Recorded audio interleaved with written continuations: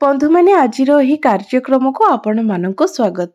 आजिर एही कार्यक्रमटी बिछा राशि व्यक्ति विशेष मानक पई बहुत गुरुत्वपूर्ण अटे। कारण आजिर एही वीडियो रे आमे माने जानिबा फेब्रुआरी 2025 टी बिछा राशि व्यक्ति विशेष मानक पई किपरि रहिबाको जाउछि। फेब्रुआरी मासरे आपणक जीवन रे केउ सबु परिवर्तन हेबाको जाउछि।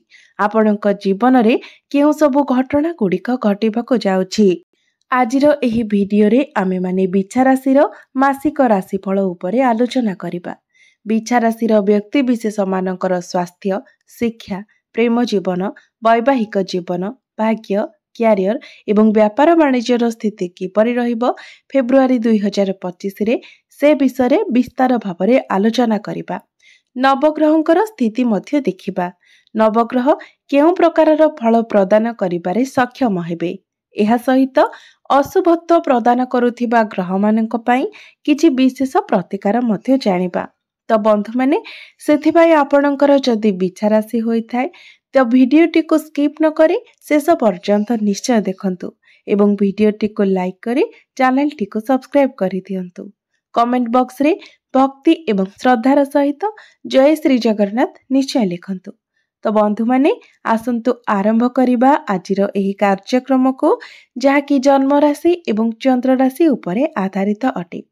तो राशि चक्रर 12 गोटी राशि मध्यरु अष्टम राशि हेउछि बिछा राशि एवं बिछा राशिर राश्याधिपति हेउछंती मंगल एवं मंगल आपणकर अष्टम भावरे विराजमान अछंती। आपणकर तृतीय भावरे विराजमान अछंती सूर्य एवं बुध। चतुर्थ भावरे विराजमान अछंती शनि। पंचम भावरे विराजमान अछंती राहु एवं शुक्र। सप्तम भावरे विराजमान अछंती देवगुरु बृहस्पति एवं आपणकर एकादश भावरे विराजमान अछंती केतु। तो बंधु माने सर्वप्रथमे आसंतु जानि नेबा आपणकर स्वास्थ्य किपरि रहिबो फेब्रुआरी 2025 रे। तो बंधु माने कुंडलीर प्रथम भावटी होइथाय आपणकर स्वास्थ्यर भाव, आपणकर इम्यूनिटी सिस्टम रो भाव एवं आपणकर प्रथम भावर अधिपति हेउछंती मंगल जे कि आपणकर अष्टम भावरे विराजमान अछंती। तेबे अष्टम भावटी को कुंडली रे भलो बोली माना जाय न थाए। कुंडलीर षष्ठ भाव, अष्टम भाव एवं द्वादश भाव को रोगर भाव बोली माना जाय थाए। कारण एही तीनोटी कुंडलीर त्रिक भाव होइथाए, दुष्ट स्थान होइथाए एवं रोगर भाव मध्य होइथाए।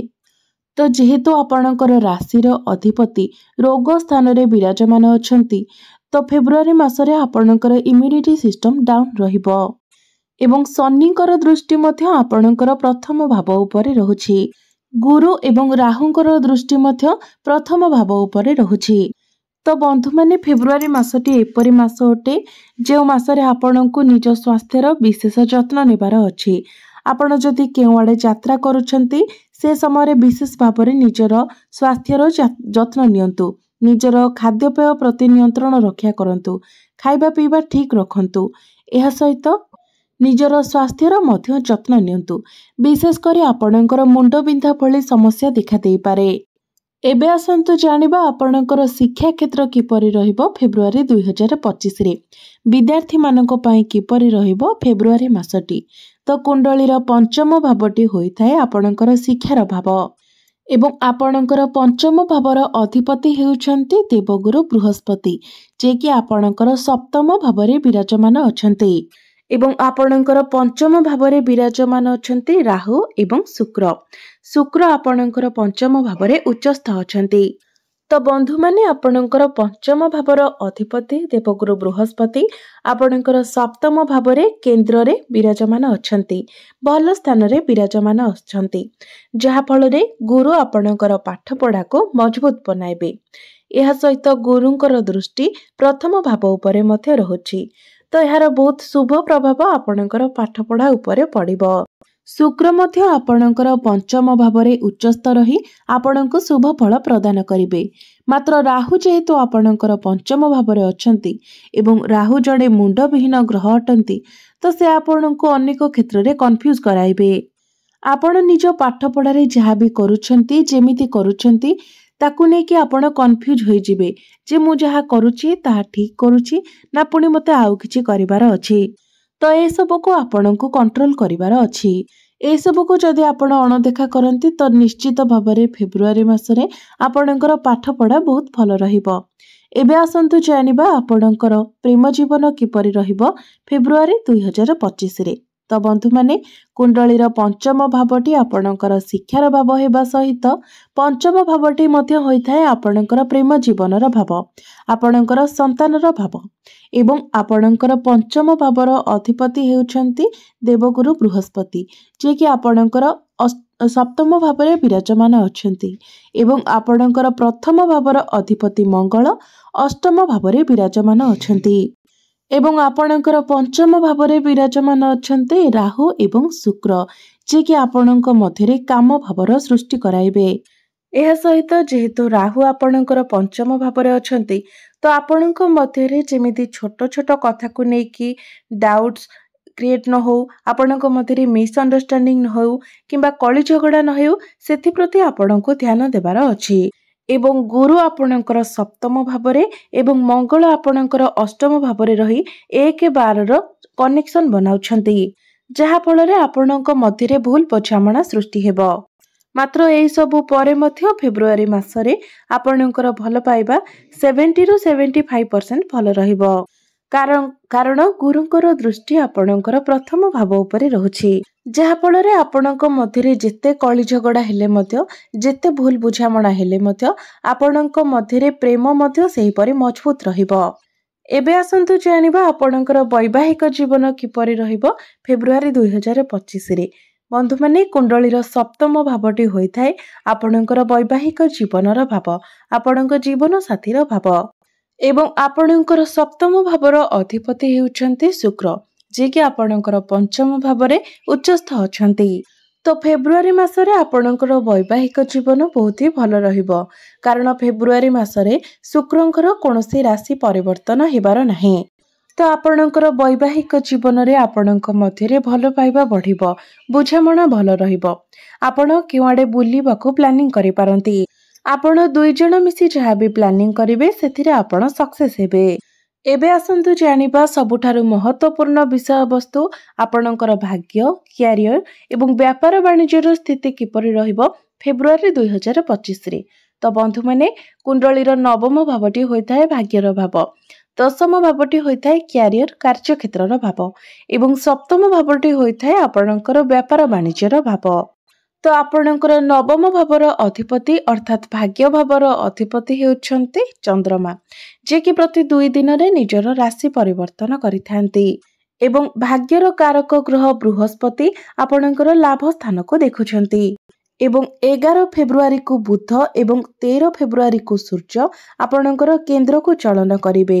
ମାତ୍ର ଆପଣଙ୍କର ରାଶିର ଅଧିପତି ମଙ୍ଗଳ ଅଷ୍ଟମ ଭାବରେ ବିରାଜମାନ ଅଛନ୍ତି ଏବଂ ଅଷ୍ଟମ ଭାବଟିକୁ ଶୁଭ ବୋଲି ମାନାଯାଇନଥାଏ। ତ ଏହି ମାସରେ ଅର୍ଥାତ୍ ଫେବୃଆରୀ ମାସରେ ଯଦି ଆପଣ କିଛି ବଡ଼ ଡିସିସନ୍ ନେବା ପାଇଁ ଚାହୁଁଛନ୍ତି କିମ୍ବା କୌଣସି ବଡ଼ କାର୍ଯ୍ୟ କରିବା ପାଇଁ ଚାହୁଁଛନ୍ତି ତ ଫେବୃଆରୀ ମାସଟିକୁ ଆପଣ ସ୍କିପ୍ କରିଦେବା ଉଚିତ, କାରଣ ଫେବୃଆରୀ ମାସରେ ମଙ୍ଗଳ ବହୁତ ଦୁର୍ବଳ ସ୍ଥିତିରେ ରହୁଛନ୍ତି ଏବଂ ଫେବୃଆରୀରେ ମଙ୍ଗଳଙ୍କର କୌଣସି ରାଶି ପରିବର୍ତ୍ତନ ମଧ୍ୟ ହେବାର ନାହିଁ। ସମ୍ପୂର୍ଣ୍ଣ ମାସଟି ମଙ୍ଗଳ ଆପଣଙ୍କର ଅଷ୍ଟମ ଭାବରେ ରହିବେ। ତ ଭାଗ୍ୟ ସମ୍ବନ୍ଧିତ ପ୍ରତ୍ୟେକ କାର୍ଯ୍ୟରେ ଆପଣଙ୍କୁ କିଛିଟା ବାଧା ବିଘ୍ନର ସମ୍ମୁଖୀନ ହେବାକୁ ପଡ଼ିବ ଏବଂ ଆପଣଙ୍କର କାର୍ଯ୍ୟରେ ମଧ୍ୟ ବିଳମ୍ବ ହେବ। ସେଥିପାଇଁ ଫେବୃଆରୀ ମାସରେ ଯଦି ଆପଣ ସମସ୍ତ ପ୍ରକାରର ବଡ଼ କାର୍ଯ୍ୟରୁ ଦୂରେଇ ରୁହନ୍ତି, ବଡ଼ ଡିସିସନରୁ ଦୂରେଇ ରୁହନ୍ତି ତ ଆପଣଙ୍କ ପାଇଁ ଭଲ ରହିବ। ଆପଣ ଯଦି କୌଣସି ଛୋଟ ମୋଟ ଜିନିଷ କିଣାକିଣି କରିବା ପାଇଁ ଚାହୁଁଛନ୍ତି କିମ୍ବା ଛୋଟ କୌଣସି କାର୍ଯ୍ୟ କରିବା ପାଇଁ ଚାହୁଁଛନ୍ତି ତ ଆପଣଙ୍କ ପାଇଁ ଭଲ ରହିବ, କୌଣସି ଅସୁବିଧା ନାହିଁ।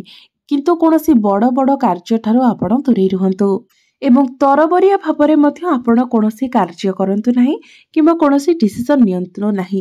ଯେହେତୁ ମଙ୍ଗଳ ଖରାପ ସ୍ଥିତିରେ ଅଛନ୍ତି ତ ଯଦି ଆପଣ ତରବରିଆ ଭାବରେ କିଛି କରନ୍ତି ତ ସେଥିପାଇଁ ମଧ୍ୟ ଆପଣଙ୍କୁ ପଶ୍ଚାତାପ କରିବାକୁ ପଡ଼ିବ। କିନ୍ତୁ ଆପଣ ଚାହିଁଲେ ଏହି ମାସରେ ଆପଣ ଶୁଭ ମାଙ୍ଗଳିକ କାର୍ଯ୍ୟ କରିପାରିବେ, କାରଣ ଗୁରୁ ଆପଣଙ୍କର କେନ୍ଦ୍ରରେ ବିରାଜମାନ ଅଛନ୍ତି, ସେଥିରେ କୌଣସି ପ୍ରକାରର ଅସୁବିଧା ନାହିଁ। ଏବେ ଆସନ୍ତୁ ଜାଣିବା ଆପଣଙ୍କର କ୍ୟାରିୟର କିପରି ରହିବ ଫେବୃଆରୀ 2025ରେ।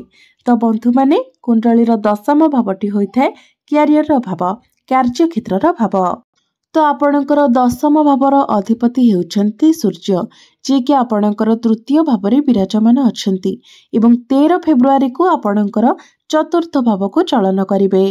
तो 13 फेब्रुआरी परे आपणकर क्यारियर बहुत भल रहिबो, कारण 13 फेब्रुआरी परे सूर्य जेतेबेले आपणकर चतुर्थ भावरे रहिबे तो सूर्यंकर सीधा सड़क दृष्टि दशम भाव उपरे रहिबो।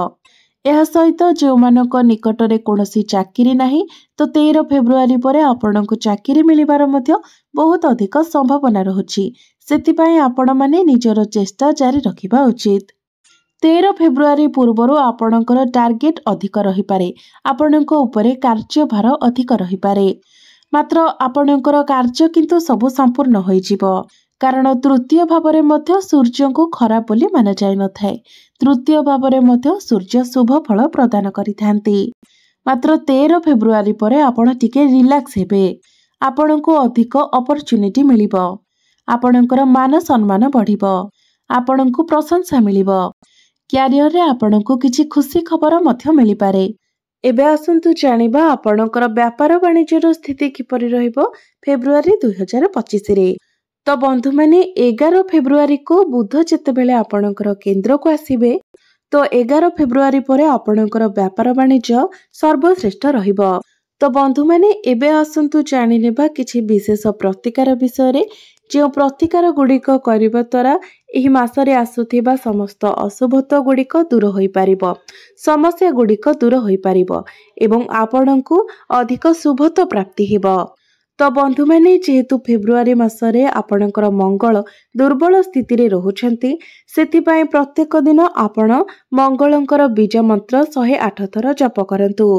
प्रत्येक दिन आपण हनुमान चालीसार पाठ करंतु, यह आपणक पई अधिक गुरुत्वपूर्ण अटे एवं प्रत्येक दिन आपण गुरुंकर बीज मंत्र मध्य 108 थर जप करंतु एवं प्रत्येक दिन आपण उदित सूर्य को तंबा पात्र रे जलार्घ्य मध्य अर्पण करंतु। निश्चित भावरे समस्त अशुभत्व गुड़िक खंडन होई आपणको शुभत्व प्राप्ति हेबो, आपणकर भाग्य रे उन्नति आसीबो। तो बंधु माने आपणकर जीवन मंगलमय हेउ, एहा ही ईश्वरंक निकटरे मोर प्रार्थना। धन्यवाद।